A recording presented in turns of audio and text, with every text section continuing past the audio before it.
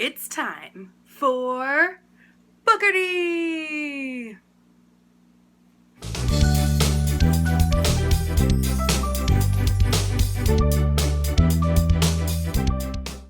Hello Bookworm family, welcome back to my channel. If you're new, I'm Danny. Go ahead, hit that subscribe button down below. Don't forget to turn on the notification bell because I am posting lots throughout the next week. Wait until I tell you guys what's going to happen in a second. And if you guys are not already following me on Instagram, please be sure to do that. It is at _dancing_bookworm. I post on there full book reviews and bookish content. So I'm not wearing my Halloween makeup today because I'm going to be filming multiple videos today because I have decided to do Vlogoween for you guys. I kind of want to see if I can handle doing something like Vlogmas where I post every single day. So I'm going to kind of do a trial week this week and see if I can post a video every day this week for Halloween.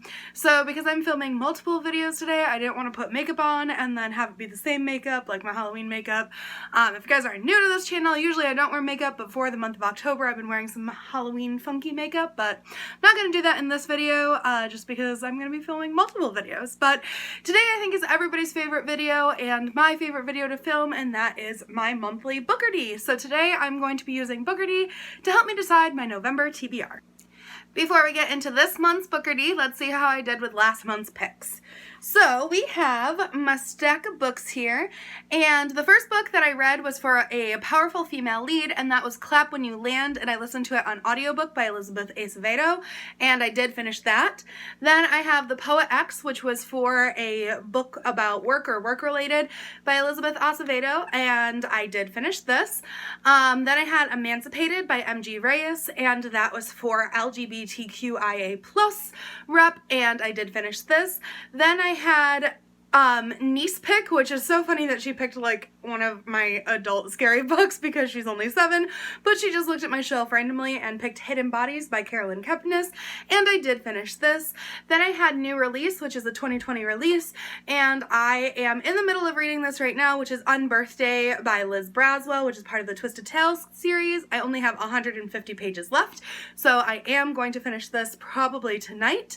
Then I had a book with disability rep, and that was The Good Hawk by Joseph Elliott. I have not read this yet, but I still have almost a full week left before the end of the month, and I do plan on finishing this.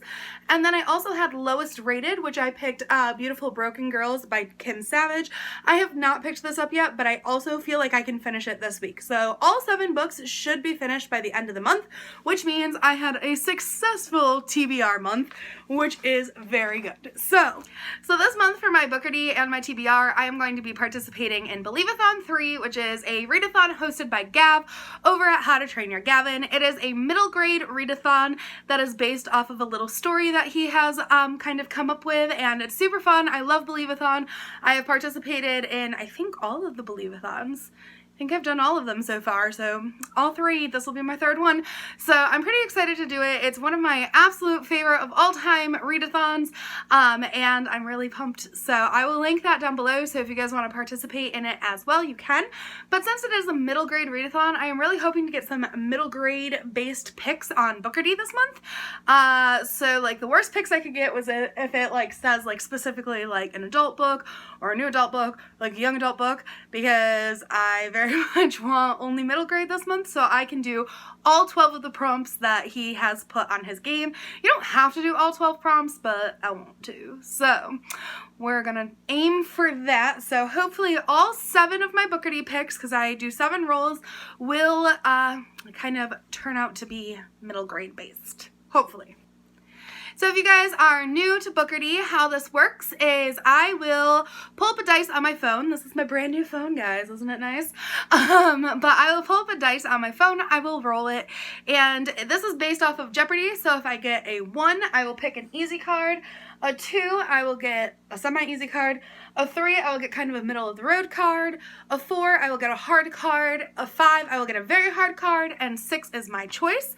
And we have the categories of, let me see if I can change the lighting there for you guys, sci-fi and fantasy, contemporary realistic, mystery, historical, nonfiction and memoir, or miscellaneous, which means I could pick anything that I wanted. So I kind of have a stack of books that I'm thinking about doing for Believe-a-thon already, so I kind of know where I'm gonna head with this, but I can't guarantee anything because it's all up to the dice. Now, if I roll the same number 3 times, then I have to pick one of the dreaded black cards. These have some ridiculous challenges on it. Everything from like only being able to pick nonfiction books for the rest of the month, to being dressed as a character as I read a book, to having to double my TBR. So this is something I don't want. So we don't want to get the same number 3 times, but if I do, I will have to pick a black card. Also, if I didn't finish a book from last month, I would have had to roll it over or pick a black card if I couldn't fit it into the Bookardy, but that wasn't an issue this month, so we don't even have to worry about it. So let's get started.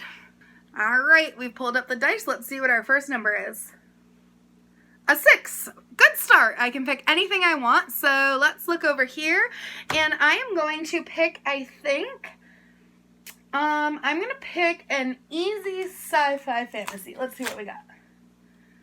Blindfold pick. So I have to close my eyes and randomly pick a book. So, yeah. Let's see how I'm going to do this.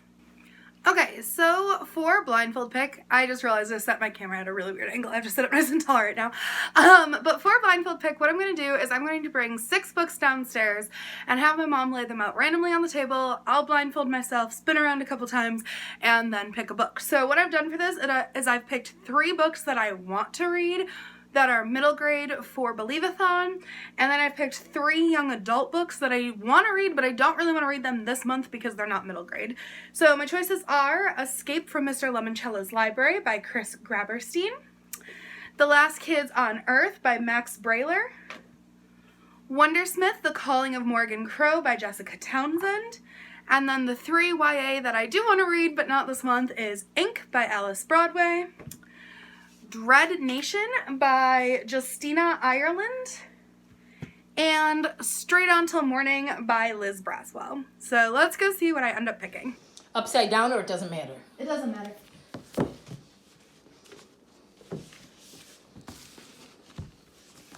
But you can tell just by the feel of them, can't you? It's whatever I put my hand on first. So I won't know where they are. Okay. See, I'm going to, whatever my hand lands on is going to be the book that I pick. So let's see. Oh, that was a book. So I've picked Ink by Alice Broadway. This was not one that I wanted to get this month. Okay, so I don't really know how that footage came out because my mom's like not a master videographer, but you know, whatever. But for my blindfold pick, I did get Ink by Alice Broadway. I do want to read this one, but I did not want to read it this month.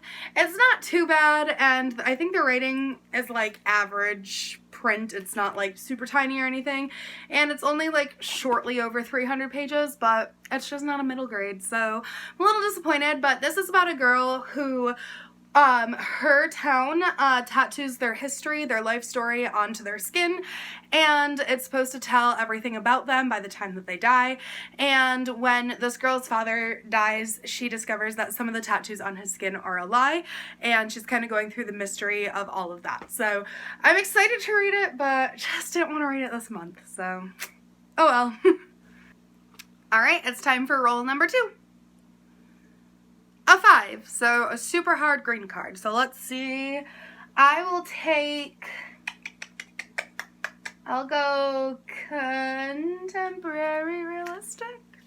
I don't know. I think a lot of the middle grades I wanted to read are sci-fi fantasy, but this says an author not from the USA, so in contemporary realistic. I don't know.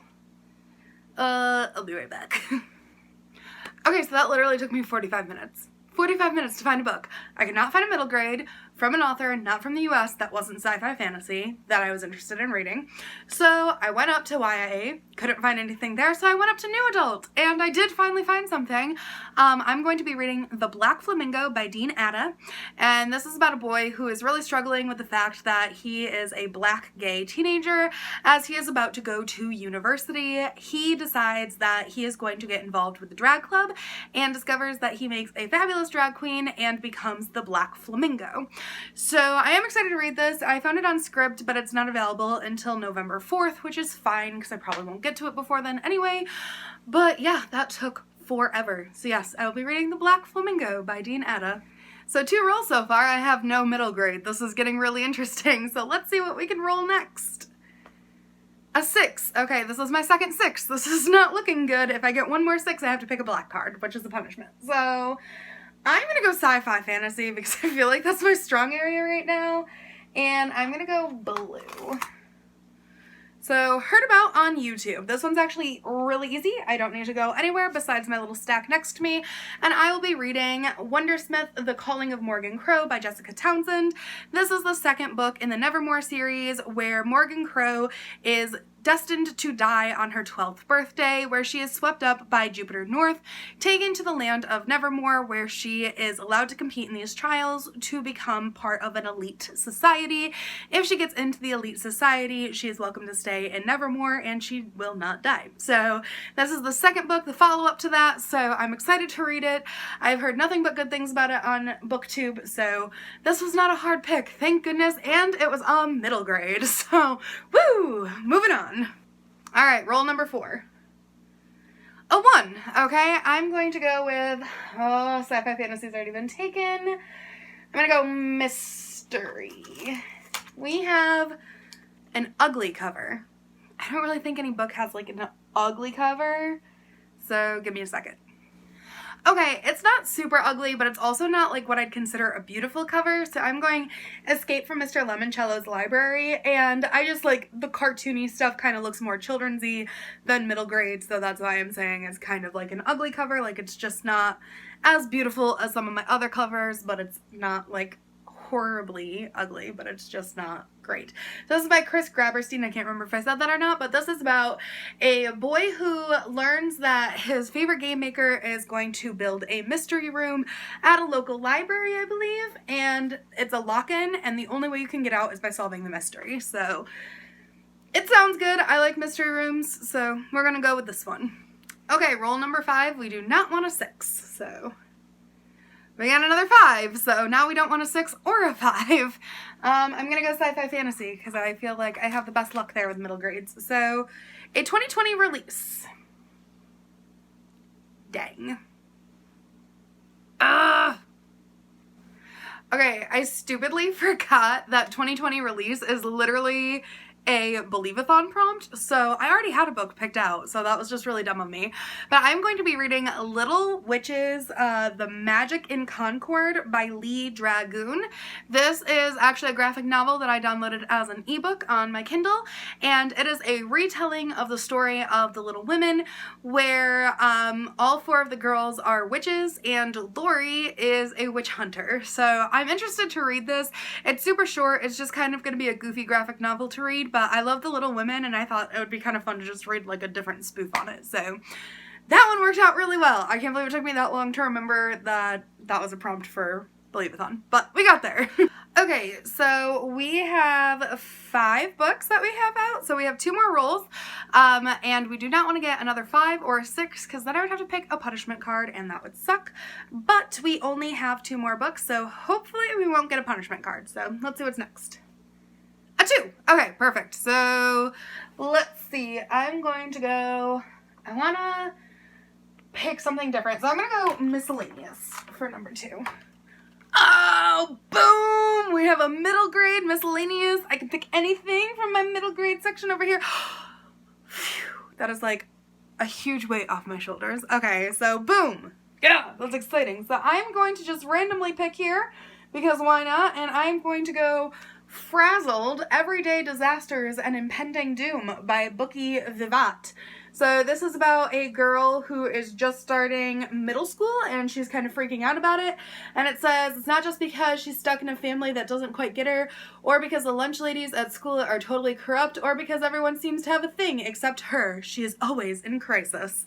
So this just seems fun, and I think it's like kind of like graphic-y-ish. It's got a lot of drawings, like it's not like a graphic novel, but it's a very, very easy read, so putting that on there. That's exciting. That was really exciting. Okay, so we're good as long as we don't get a 5 or a 6. And this could be our last roll. So let's hope that doesn't happen. A 2. Okay, I think that was only my second 2, right? Phew. Yes. So let's go. This is our last pick. We want to pick good. What books do I have over here? have some good ones. All right, let's go. Historical. I might regret this. I'm probably gonna regret this. Let's see. Historical with mental health rep. Fudge.